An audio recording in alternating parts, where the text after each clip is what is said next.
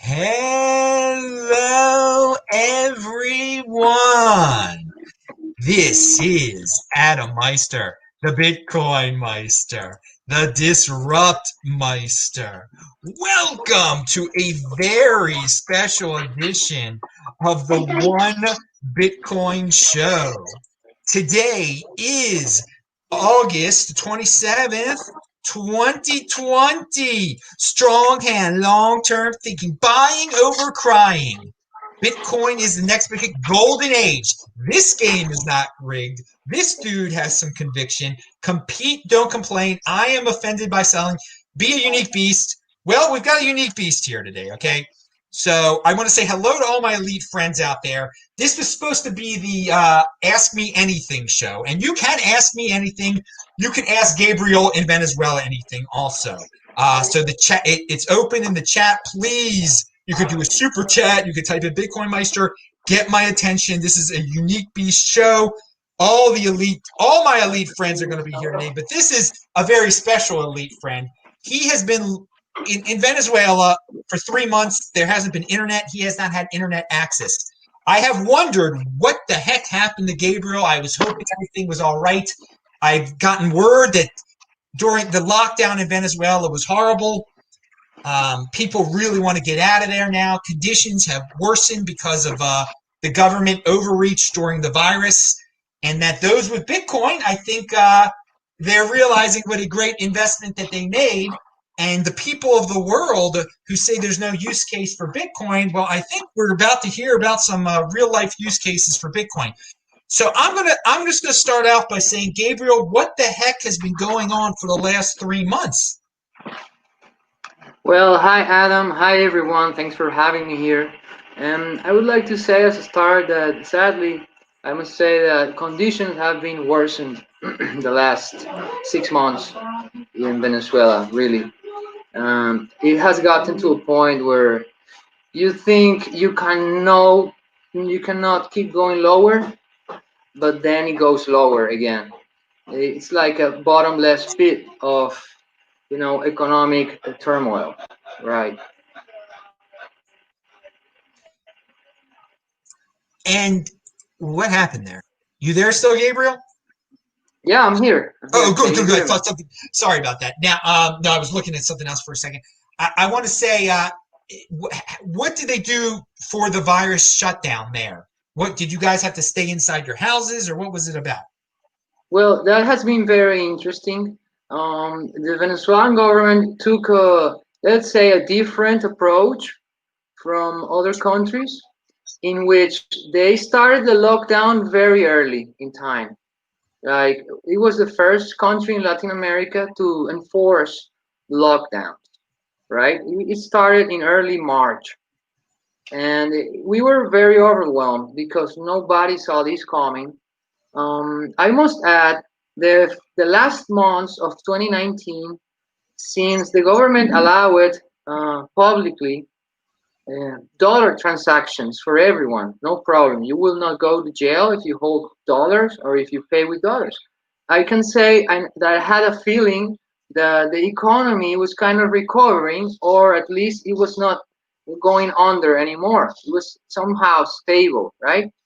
But then, as the virus struck and the lockdown struck, well, everyone was, inside the house, unable to go to work, unable to have transportation, and unable to earn money. So I was kind of surprised. There was so much strength in the people, because I think people had savings, a lot of savings, which allowed them to go through this pandemic. I was amazed. I was amazed by that. There hasn't been protests like, let's say, in Germany. There hasn't been big turmoils about people gathering. They have strictly uh, taken the word of the government. It's very, very interesting. Everyone is like aligned with what the government said. The fear and the media and the propaganda have gone really deep into people's mind. So everyone did what the government asked them, which was stay home and all that. Then, as it was developing, they started to have the counts, of how many people were sick and all that. And I was amazed because Venezuela, practically compared to other countries, if these numbers are real, it's very low compared to other countries, let's say to Colombia or to Brazil. And then they started with the politic of loosening the strength of the lockdown, as in they will have 1 week in which we have strict lockdown, and then next week you can do about your life and your stuff like there's nothing going on. And then next week they put the lockdown again. So it's been very weird. I think for their purpose has been effective in, as they say it, flattening the curve, has been very effective. But in my opinion about it is that it's been very sad because we were kind of getting better, but since the pandemic, everything has got worse because people got out of job. There's no way to work. The most of the businesses that are allowed to open are only those that sell food or medicine. All the other industries, all the other businesses are practically over in Venezuela. Yeah. So are people trying to leave the country? I mean, they can't work. They're not Time. making money. Are people starting to starve, or are they getting their food at least? Or do people want to leave? Well, most people that wanted to leave, they left the last 3 years. They've been leaving, right? And the people that was left here were only those that were just too poor and didn't have anyone to support them, to buy an airplane ticket or a bus ticket to get out of Venezuela. And those are the ones that stayed, the very poor ones and the very wealthy ones that have connections and business in the pharmaceutical industry and the food industry in Venezuela. Those are the only things that are working. Now, your hair is long. It looks nice, and your mustache is Thank you. long. Is this Thank you. partially you can't get a haircut down there anymore, can you? That's funny. Oh yeah, you can get a You haircut if can? you Okay. Okay. if you wait for the week when there's no virus, like 1 week is and then the other is not. Then you can go to the barber shop and get that. Okay. So But you yeah, for chose me, to, yeah. yeah, for me, it's like a symbol of being a rebel. Like always, being a rebel with the system. Yeah, I enjoy my hair and I enjoy my new mustache too. I think it looks pretty cool. Yeah, man, you look like some dude from the Wild Wild West. You look like a unique beast. Pound that like button for Gabriel. Now, Thank you, man. one thing that you said that was very disturbing. You said the citizens of Venezuela were totally compliant. Yes. They're not questioning anything. Uh, No. that leads me to believe that the government isn't going anywhere. They're not about to. I mean, once this thing passes, it seems like the people they will do whatever the government tells them. I mean, the government has learned a lot that they have passive people, I guess. Yes. I think that is a very interesting point because what I would say is that people have practically lost their will to fight. I Oh, would say that. oh. They lost their will to fight. The people that were like really strong against the government in the last years, since they saw that they couldn't overthrow the government, they just took the other choice. Well, if I can't change this government and I don't like it, I might as well leave. So most people that were very forced against the government, they left. They're not here anymore to fight. They left us here, and yeah, the people that are left here, they are not willing to fight anymore. They're just waiting for something called, the government. Socialist governments are very smart and the way of keeping themselves in power. So one of the strategies that they have used is that they distribute food, all right? And they distribute food to the poor people. especially to the heavily dense populated poor neighborhoods that are around the belts of every city in Venezuela. Those people are getting free food from the government. Those people are getting money from the government with the system called motherland or fatherland, however you want to call it. In Spanish, it's called patria. They get like maybe a month, maybe 2 or 3 bonus, like maybe $5 to $10 each, and that's how people are getting by. Among that, also, as I said before, many people left. So in every family, there's probably 1 or 2 members that are living maybe in Colombia or in Chile or in Miami or in Spain, and they have the tendency of sending some money to your family because of course they're having trouble. There's no work. There's problems. So the Venezuelan people get help from their own people that are living outside.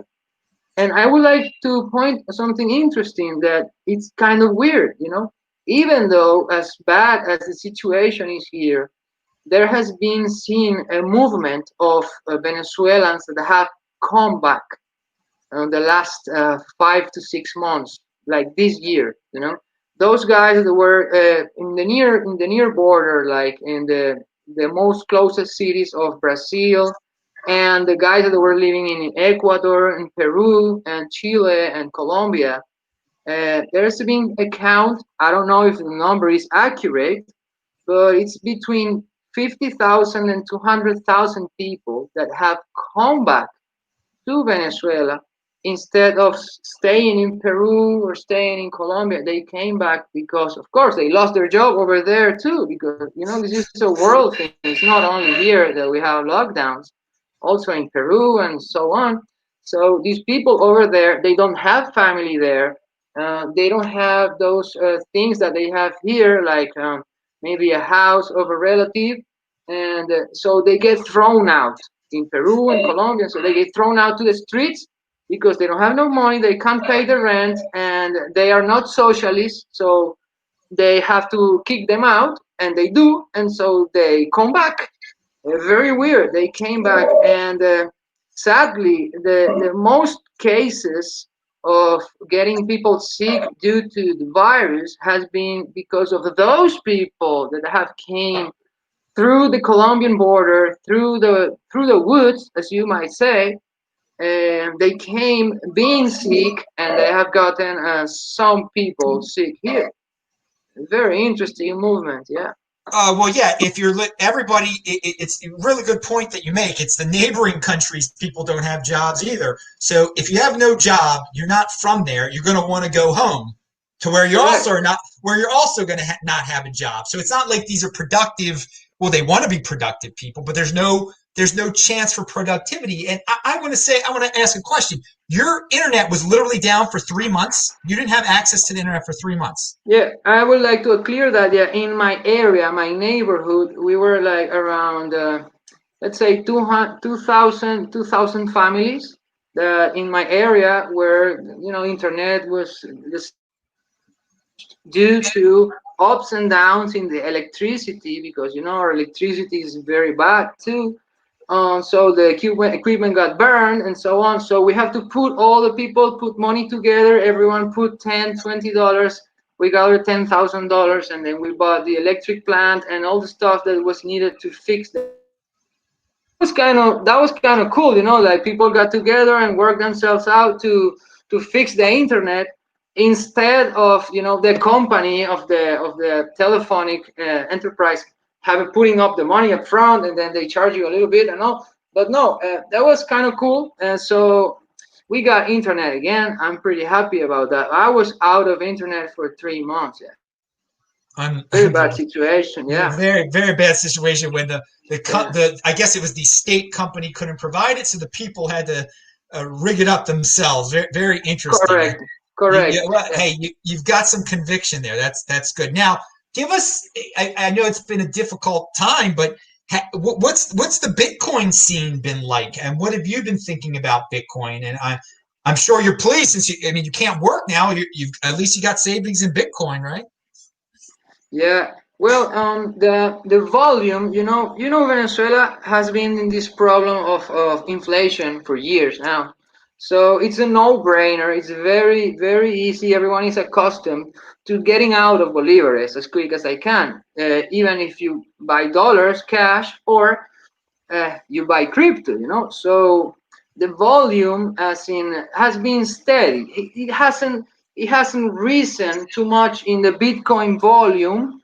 It has become stable. Around coin per week are being traded on local bitcoins. That's been very, very stable.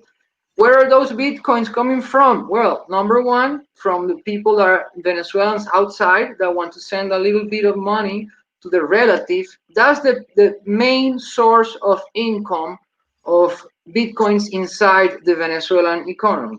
So what happens? There is this culture in which you, as soon as you get bolivares, you log on to local bitcoin for bitcoins, because of course bitcoin might go down 30% one day, but the bolivar is guaranteed to go down 100%. So you're better off, always better off with bitcoin. So that's very interesting socially, culturally.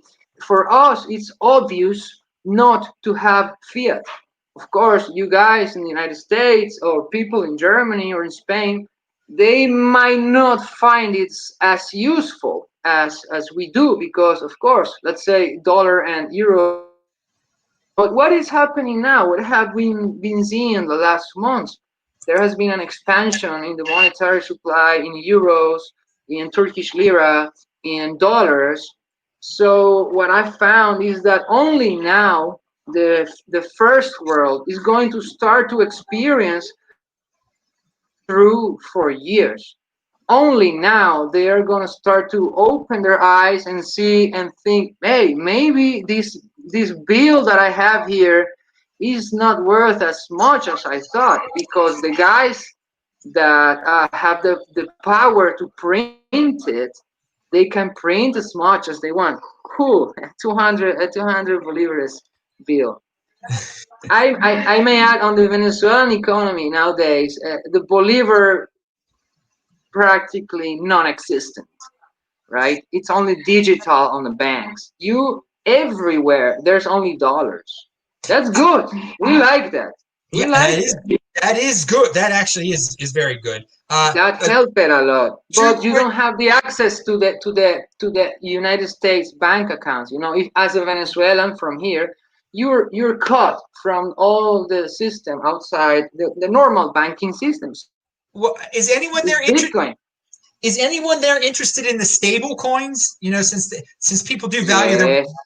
Okay, yeah. Yes, of course, of course. Stable coins are very, very good, because the theory is that it's just the same, to say, as having your money on Bank of America, but you have it on USDT or USDC or whatever flavor you like of stable coin.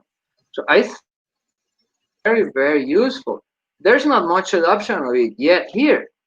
Like, people, maybe most of the people don't know that they even exist. Only the few, only the few know. Most people have heard about Bitcoin, and many, many people use it, but not everyone knows about stablecoin.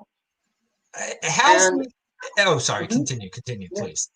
I wanted to add that since 2019, when Petro, I was very excited. I must say, I have to confess. I was very excited. I was kind of hopeful that it would be a big change in the economy. But with the months and the years and the rollout of the petrol, I haven't seen the adoption that I thought it would have, as quick as I thought it would be. The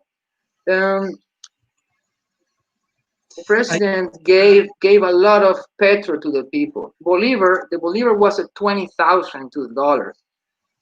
2 weeks later, it was 40,000, so 100% devaluation in a matter of 20 days after they gave all this petrol to the people, because people didn't know how to use it, they didn't know how to spend it. So the first thing they thought of was just leverage, right? So it put a great pressure against the bolivar, and the bolivar just went down 100%. That was in January, right? So from there until now, right now we're 320,000 bolivars per dollar.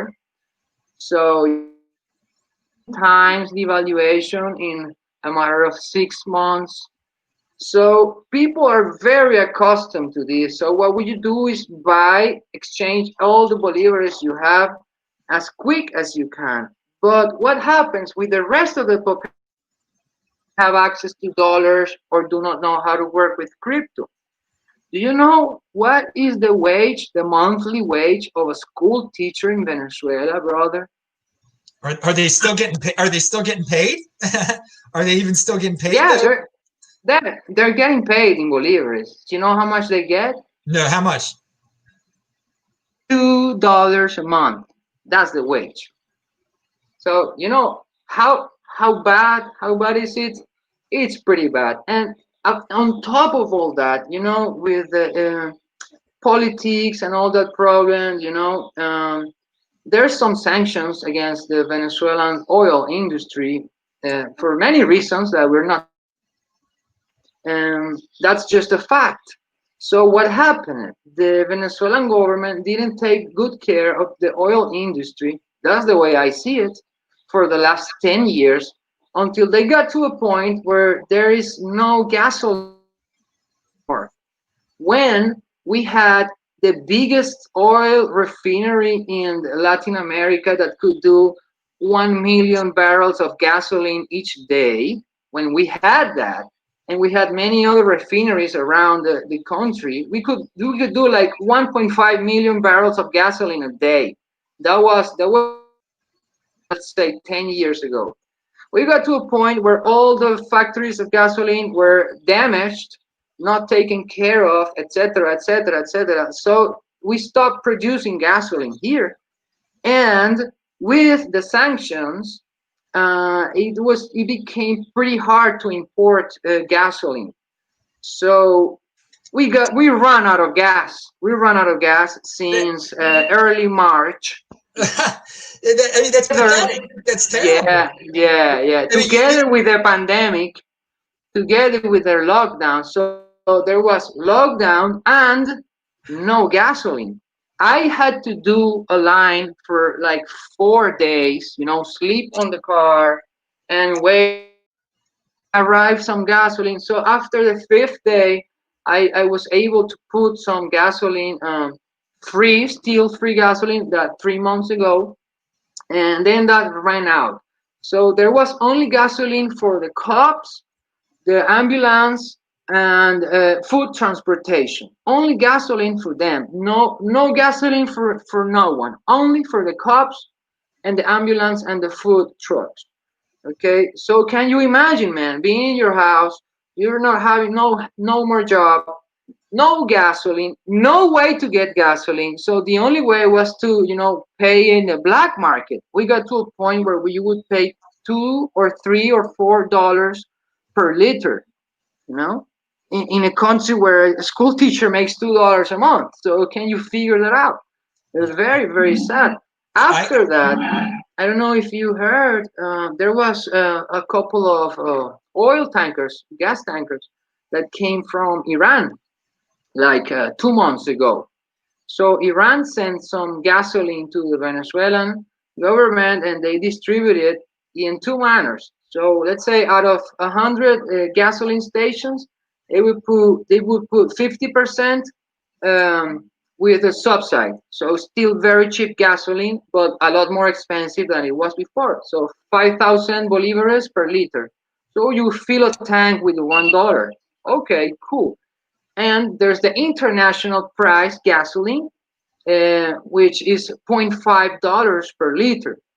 But the lines you will have to do on both, on the subside with the 5,000 bolivares, it was a 5 or 6 day line. Hmm. On the expensive $0.5 a liter, it would be maybe 1 day, maybe half a day, maybe 2 days of waiting just to get 20 liters of gasoline. Very, very, very bad, very bad. Well, we got to put this in perspective too. You guys are sitting on some of the biggest oil reserves like on the planet Earth, and you can't. This is what happens with socialism. They weren't maintaining the infrastructure, so now they can't even get the oil out of the ground. So you guys are importing gas when you're. I mean, it's pathetic. It's very sad, and It's completely pathetic. You know what they do? They take an oil tanker, they fill it with oil, they send it to a refinery, and that's how they pay for the gasoline. They pay for the gasoline that we are importing with crude oil. This is the only thing that we have to exchange for, you know. And the production of oil, it was 5 years, 6 years ago, it was around 2 million, 3 million barrels a day. And at the beginning of this year, before the lockdowns, it was around 700,000 barrels, less than 1 million, you know? And everything it's just going lower and lower and lower. The production is going lower.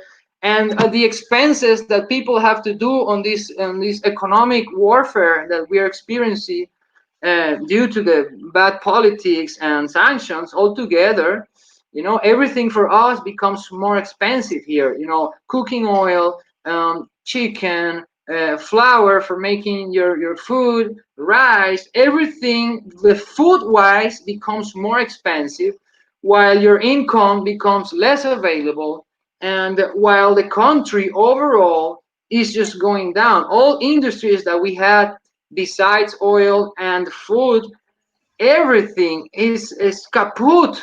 It's kaput. It's completely closed. You know, we had the biggest industry factories here in Valencia. Nowadays, there everything is closed. If you go to the street on a free day, let's say a week that it's allowed to go out, you don't see people on the streets. You don't see much people. You know, it's like a ghost town here, at least in my city. I bet you go to Caracas, downtown Caracas, and all. I bet it's full of life because Caracas is Caracas.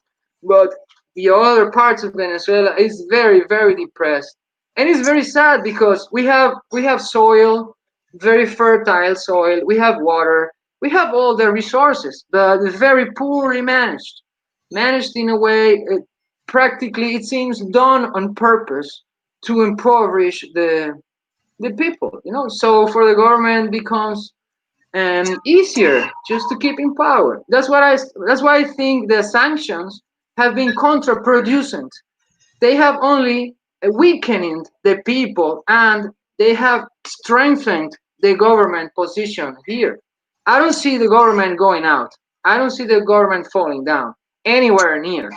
Like, I think they will be there for the next 10 to 20 years now. So if you want to live in Venezuela, you have to just get accustomed to the idea of being a socialist for the rest of your life, or else leave. You know, you have the choice. Everyone has a choice. Well, when you don't, when you it's hard to leave when you can't put gas in the car, though. Too. I mean, Yeah. that's a difficult situation. On top of that, if you want to leave, there's no flights in Venezuela. No flights for 5 months now. Like, airports closed. No flights. You can't leave. No, there's no way to leave. You can live on a boat to Trinidad, maybe, or you can go through the forest across the border in Colombia. That's the choice you have. If you go with a boat to Aruba or Curacao or Bonaire, also there's no movement. I don't know why these islands are also closed. So it's pretty much like a very big, green and beautiful prison. No, it is, and I hope you can get out of there at some point, because now it seems like there's nothing. I don't know when they'll end. If you see, the thing is, when the lockdown ends in some of these countries, they'll be productive again. I don't see how the heck when the lockdown ends where you are, and it seems like sometimes they end it, sometimes it's totally arbitrary and random. People aren't going back. There's nothing to work. There's no jobs. There's nothing. They've taken it down another level, if that's even imaginable. Yes. So I see the minute you can get the heck out of there, And the minute anyone can get out of there, I don't see why they just don't get out of there. And it's really disappointing that the people are this compliant, because you're absolutely right. There's not going to be a revolution, and the only way this all ends is if there is a revolution. Now, perhaps, I mean, we can get into geopolitical stuff. Maybe there'll be some country that'll come with the F-16s one day and get rid of Maduro. Who knows what might happen? You never know what might happen after November. But in terms of a revolution from within, this is very disappointing to hear all these things, that the people are just taking it. Like, you're not going to work anymore, and be happy, and they're happy. I mean, that's it's scary. It's scary stuff. How I'm sure you've learned a lot about people's psychology. I mean, how easy it is to make people compliant from fear, and they are really this virus has saved the government. Perhaps it has given it more time, which is it's disgusting. Yes. To put it that way, it really is. They enforce the lockdowns. If people go around unmasked, they might get in jail for 5 days. If you open your business, let's say you sell spare parts for cars, right? It's still a good business because there's no new car, so you have to fix your old car. So that can still sell, right? If you open your business and you're not allowed and they see you, they will put you fine and close your business.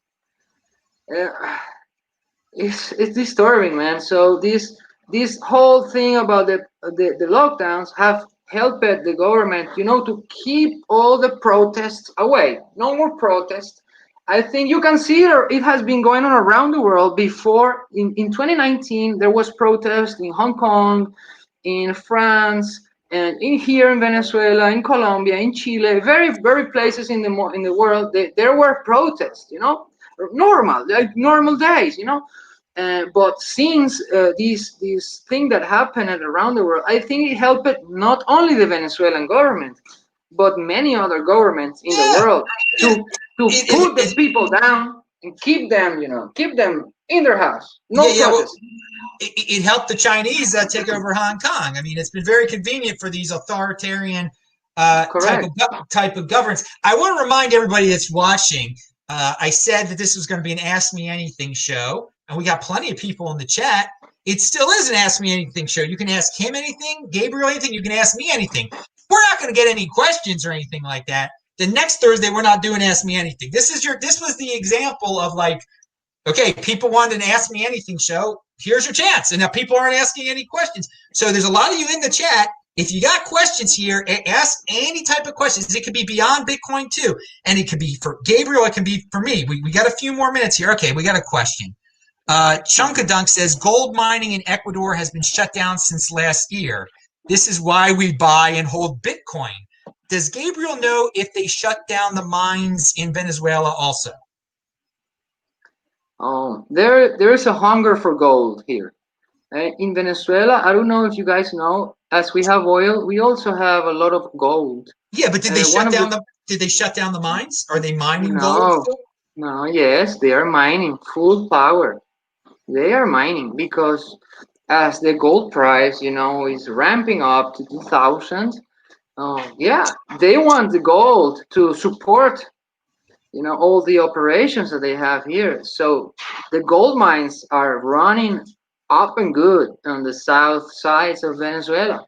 Even in my state, Carabobo, there are some mines and they are working every day, no problem, because the gold has to be taken out of the ground, which is very important for the guys that run the mine and the government officials that cash on it. It's not stopping the gold. Okay, here's another question. What should the USA do to help Venezuela? That's a very good question. I will say that they should help us to be more productive, to have the resources that we need so that we could rebuild our country, regardless of the government, regardless of the government. But of course, if, let's say, USA helps the Venezuelan people and that makes the country rise, then the government officials here, they're gonna try to take the credit for themselves, and the guys in the United States will not like that. So when you said that, let's say if hypothetically there was an intervention, I don't see it happening because of the Chinese and the Russians. They are here. They are here already. It's like United States lost Venezuela in 1999, right? And they've been fighting to get it back ever since, but have not been successful.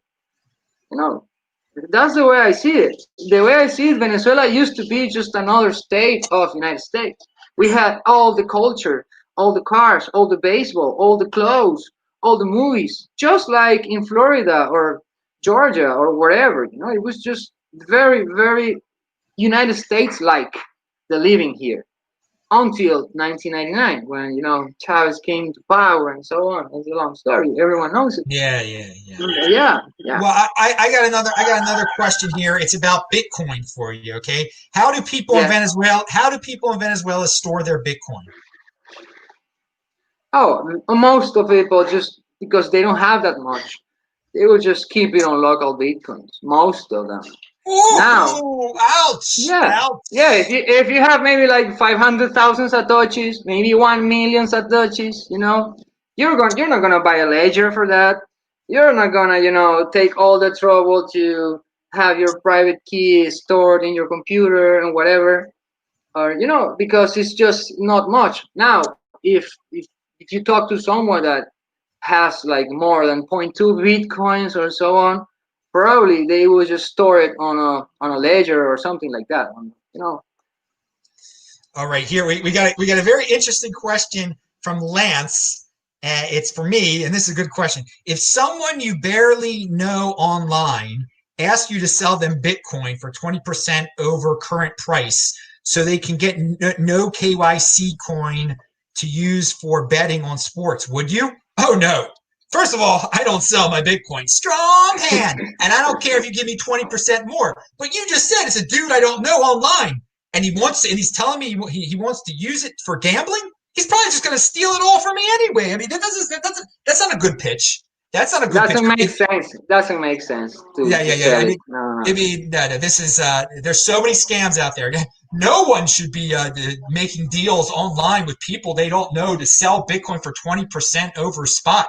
I mean, Yes. if you're a person who sells Bitcoin, and the only way you can be sure is if you meet them in person and they hand you the freaking cash, and you do it in a very public place, like in a bank lobby or something like that.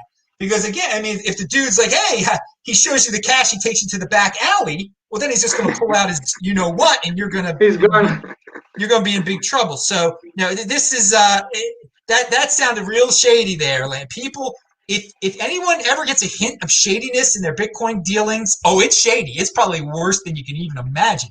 All right, here we go. But the Spartacus says, is gold, silver, and Bitcoin enough, or do I need to have a farm? Actually, Bitcoin is enough. You don't need a farm, and you don't need gold or silver. Bitcoin is enough. Well, if you ask me, I will tell you to have the farm too, because you can't eat your Bitcoin or your dollars or your oath or your gold, but you can eat from the farm. But the farm is an attack vector. It's an attack vector. It's a weakness. People can. You're tied down to it. You can't leave your farm. You have to protect your farm if things really get bad. Here's a question. But here we go. Here's a question for you, Gabriel. Are Venezuelans still farming World of Warcraft gold for Bitcoin? Probably yes.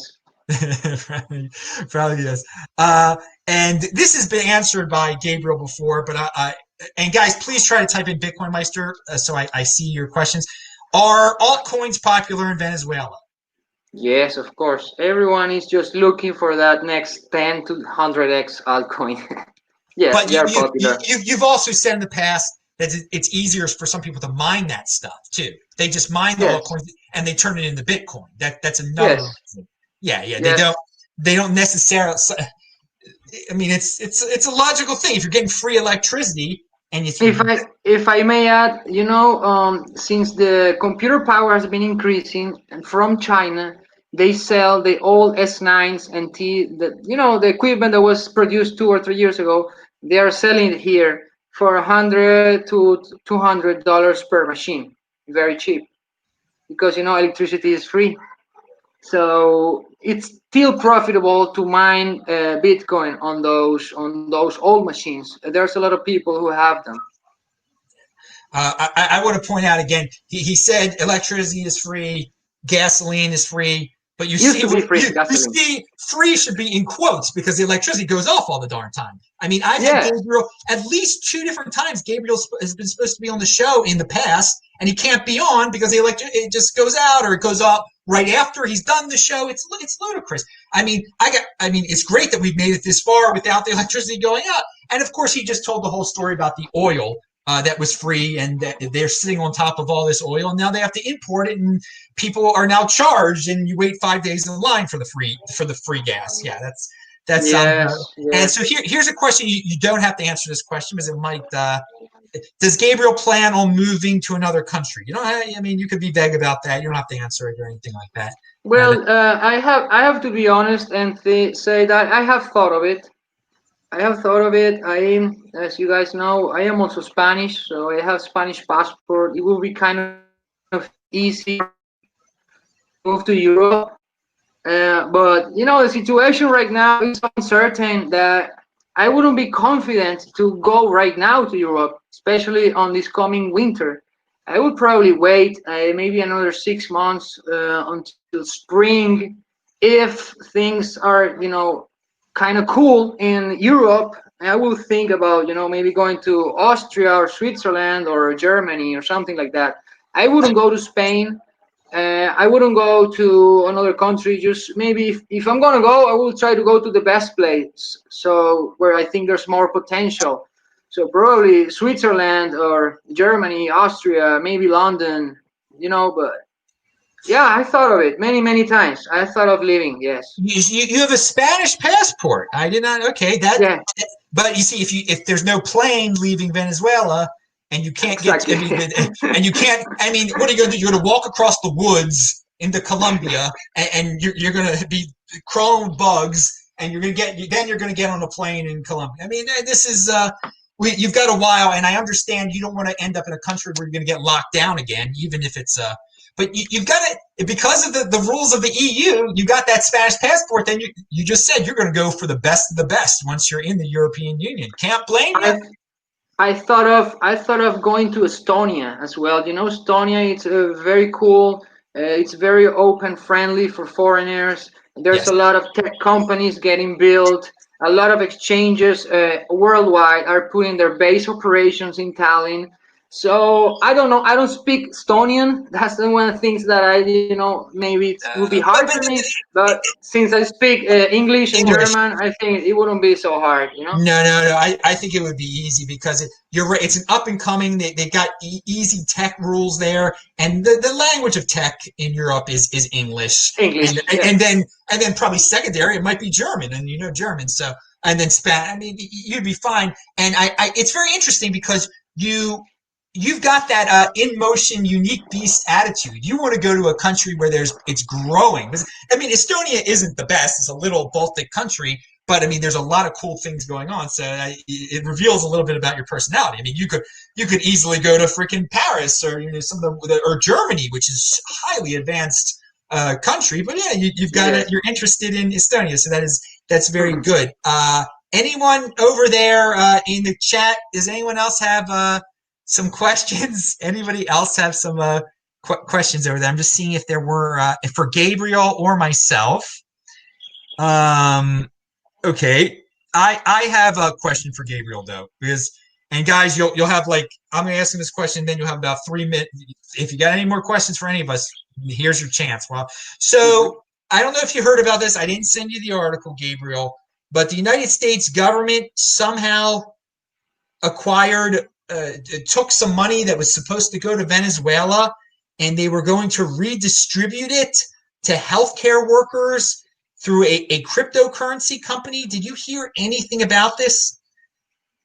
Well, I have heard about the sums of money that were in power of the current government And thanks to the help of worldwide organizations, now this money is in control of, um, let's say, the group of Juan Guaido, right? So there's some money about England. There's like 30 tons of gold, and there's like money in Portugal, and there's all this money from Citgo. Uh, that yes, probably they will have an intention to have a way to distribute it to the people, but Let me I let me don't give you see. let me Yeah, give you a name. Let me give you. Have you heard of this yeah, company called AirTM? yes, AirTM. yes, of course. They're the ones that are supposed to distribute it, supposedly. AirTM. I'll I wouldn't be so sure that they kind of go on with it. I wouldn't be so sure that they can actually do it. I wouldn't be so sure that they are intentional to do it, because it's very hard to distribute this money among who? How will you qualify to get this money? Why they will give it to me and not to the other guy, or to the other guy and not to me? So that's very shady. There's very shady stuff going on with the money that Venezuelan government had, legally owned it, by international laws and all that. But when, if you have the guns, you can have your way. So who has the guns, and who has the money. So I don't see the Venezuelan government falling down, and I don't see the opposition gaining power, even with the help of political help of the most important country, United States. Even with that, even with Trump, I might add, I like Trump. I don't hate him, and I would rather have you guys have Trump for 4 more years instead of Biden. But it's just an opinion. It doesn't really matter because I'm not voting in the United States. But if Biden wins, I don't see Biden helping much to change the situation here. And with the Trump politics, I don't see the sanctions working in favor of taking out the power either. So it's a no win situation right now for the United States and for Venezuela the and thing for the is, people. a second if Trump got a second term, then he doesn't have to worry about running again, so he's more likely to do some more radical things, and that could be, to leave his mark on the world, to invade Venezuela, perhaps. I don't know. I'm just throwing. There's a much greater chance of Venezuela being invaded by the United States if Trump wins, because he has nothing to lose at that point. And maybe This is he'd use it as a distraction too. I don't want to get into all that, because I want to get back to the point of the distribution that we were talking about. okay. It is Okay. interesting that we have gotten to a point in history where it is proposed that funds be distributed to a people through a cryptocurrency related mechanism. It is that I think is cool they think it's possible. Now you think that the distribution would be very difficult, and who gets it, how do you decide? But that it's even being proposed that there's a way to do that. I mean, that's a way to peacefully overthrow a country too. If you were somehow to be able to give all the people crypto-based money, that could help bring down a country, and it seems like it's getting closer to that possibility. But we shall see that AirTM company. I'll send you the article afterwards, so you can look it up. This theme is very this topic is very interesting because it raises many questions. If we criticize socialism, right, which is giving free stuff to the people, if we do that, let's say distribute all this money among all these people, it will be the same socialism, just being given by a different power. I don't know if you see my point. No, I And see. I see your point, but and the United States government says it was stolen from the people of Venezuela, so they're just giving it back to the people of Venezuela. yeah. It was. So on the other hand, I must add that the potential of recovering here in Venezuela is intact. For example, I have a very good friend that have connections with the opposition, and one of the things that he said is that if there was a change in the government, there is 11,000, 11,000, I don't know how to say it in English, 11, 11 mil millones Well, 11 million. no, 11 billion, 11 mil millones, $11 billion owned by the Venezuelans, that it's ready to go into the farmland, ready to boost the agricultural business here. So what I'm trying to say is that this is still a rich country, and there is money just waiting outside, just waiting for the opportunity for regime change, and then go here and invest all this money. So we will have a quick recovery. I am sure of it. That's why I'm still here, because I've been betting that we will recover. But I'm already 40 years old, and I'm not sure if I can wait another 10 years for that. Here's the thing. Your country is very rich in natural resources, but the problem is no company in their right mind would come there if they have the threat of the government taking away their private. So that's why the regime change. You need a regime that will not confiscate private property. I must add, the companies that do come are Chinese and Russian companies. They do come here to mine and to extract resources. Yeah, but they're in bed with the government. I mean, there's no doubt. Correct. That's correct. So if you're in bed with the government, it doesn't matter, if whatever country you are, if you're in bed with the government, it's cool. You will have, they will back you up. But if you are from a country that is politically against, you cannot invest here because your money might be lost. Now let's here's a good question. I think I know the answer. Are bullets being used for barter? Not in my neighborhood. Not in my neighborhood, but probably yes. But I mean, no one has a gun there. That's part of the problem. Yes. No, people have guns here. Yeah. Guns, there's guns. A lot of guns, brother. Yeah. People have guns. Yeah. But not enough to fight the government, clearly. That's maybe not with the plan of, a very organized group with a mindset to overthrow it, because you have to be intelligent, And if you analyze the situation, the government of Venezuela, they have the monopoly of guns. They have the military. I don't know if people know this, but there is a military here called, I forgot the name now. Well, one of the arms of the military, they have 2 million men. 2 million, That's like almost 10% of the Venezuelan population. So it's not kind of easy just to go there and let's overthrow the government. No, man, you get killed right away. All right, that's horrifying. Here's a statement. You should move to Germany if you want to sell some of your Bitcoin in 2028.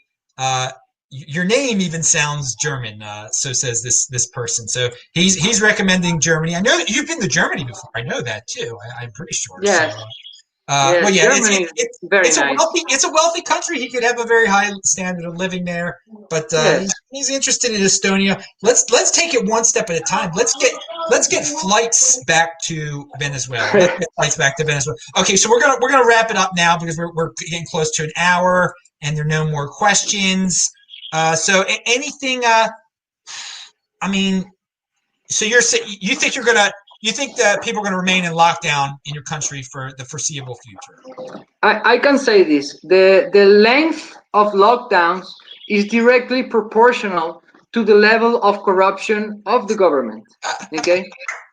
That's what I have to say. That's a really good. I think we should wrap it up with that. That really summed up the whole conversation. Pound that like button, everyone.